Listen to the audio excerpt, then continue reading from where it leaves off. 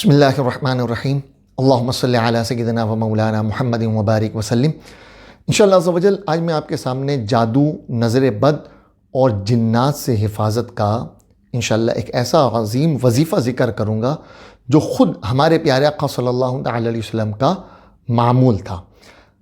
نبی پاک صلی اللہ علیہ وسلم نظر بد اور جنات سے پناہ کے لیے کئی وظائف، کئی دعائیں پڑھا کرتے تھے، جیسا کہ اعوذ بکلمات اللہ التامات من شر ما خلق۔ اس طرح کی کئی دعائیں احادیث مبارکہ میں وارد ہوئیں کہ جو نبی پاک صلی اللہ علیہ وسلم پڑھا کرتے تھے۔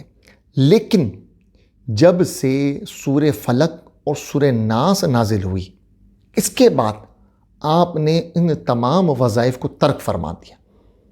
ان تمام وظائف کو ترک کر کے اپنی زندگی کا معمول بنا لیا کہ رات کو سونے سے پہلے سورہ فلق اور سورہ ناس، اور ایک روایت کے مطابق سورہ اخلاص، سورہ فلق اور سورہ ناس، ان تینوں کو پڑھ کر اپنے ہاتھوں پر دم کرتے اور اپنے پورے جسم پر وہ ہاتھ پھیر لیا کرتے تھے۔ روایتوں میں منقول ہے کہ جب آپ کی ظاہری وفات کا وقت قریب آیا تو بیماری اور نقاہت کی وجہ سے آپ خود پڑھ کر جب نہیں کر پا رہے تھے تو حضرت عائشہ صدیقہ رضی اللہ تعالی عنہا نے یہ آیتیں پڑھ کر اپنے ہاتھوں پر دم کیا اور آپ کے پورے جسم مبارک پر وہ ہاتھ پھیر دیے۔ تو اس قدر محبوب تھے کہ اس عالم میں بھی آپ نے ان آیتوں کو ترک نہیں فرمایا۔